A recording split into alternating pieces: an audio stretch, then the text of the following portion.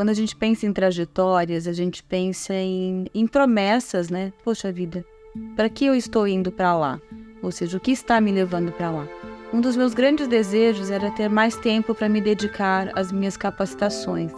Então eu pude fazer mais cursos, eu pude estudar mais sobre alguns temas específicos, um deles que é o TEA, que eu gosto muito hoje, que é o transtorno do espectro autista, e escrever os meus livros, né? Eu sempre dizia para minha mãe quando eu era pequena que eu ia ser escritora, porque uma das minhas maiores diversões era chegar da escola e ler o dicionário, né?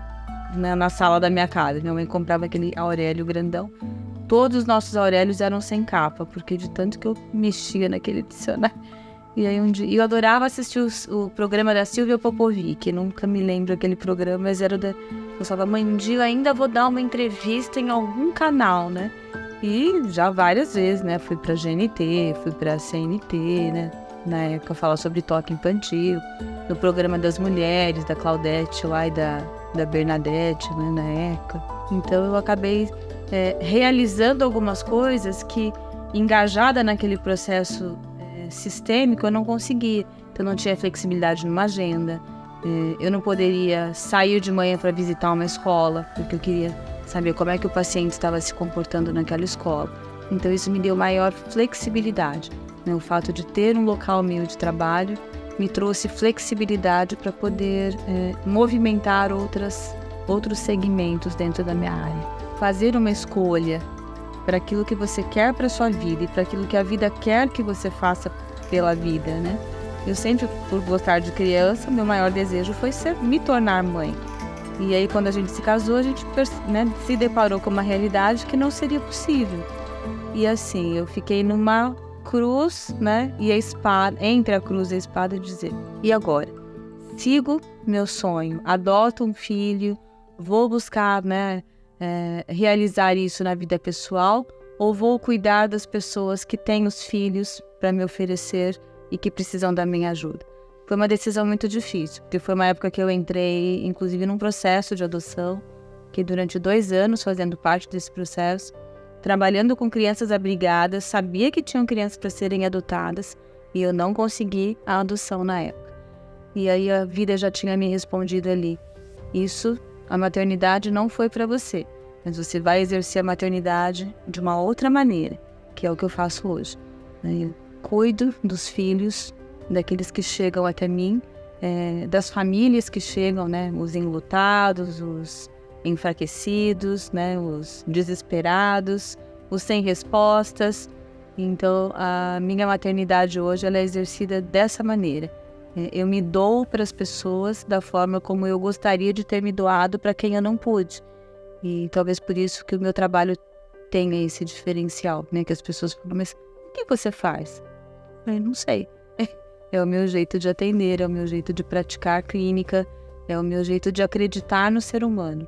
Por isso que eu digo, o melhor em conexão humana está aqui. Quando a gente faz escolhas altruístas, dificilmente a gente acaba se arrependendo. E eu fiz uma escolha altruísta, né? Porque eu tive que me deparar com 2 realidades. Se eu começo a ir em busca, né? Se eu continuo indo em busca do meu sonho, eu não vou poder fazer as práticas que eu gostaria de exercer. E as mães até hoje falam isso pra mim: Sandra, se você tivesse filhos, você não ia ter tempo para cuidar dos nossos filhos.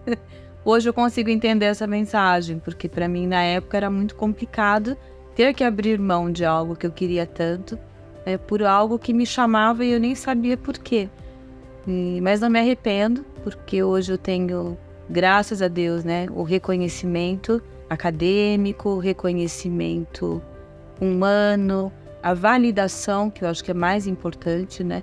A minha própria validação do meu trabalho, eu acredito naquilo que eu faço, eu vendo algo que eu acredito que dá certo para as pessoas. Então, dificilmente eu pego um caso quando eu não sei o que eu estou fazendo ali, porque eu tenho a humildade do saber de poder encaminhar esse caso para uma outra pessoa. Acho que uma coisa importante na nossa profissão também é ter a humildade do saber. Você não sabe tudo sempre, né? Você não sabe tudo hoje, amanhã. Você está sempre em construção. E o fato de eu me manter em construção todos os dias faz com que eu permaneça focada na realização e na qualidade daquilo que eu faço, né? Eu acho que uma das minhas maiores preocupações hoje é com a qualidade, com a ética profissional que eu trato os meus pacientes, com a qual, né, eu trato esses pacientes, e eles saem daqui repaginados.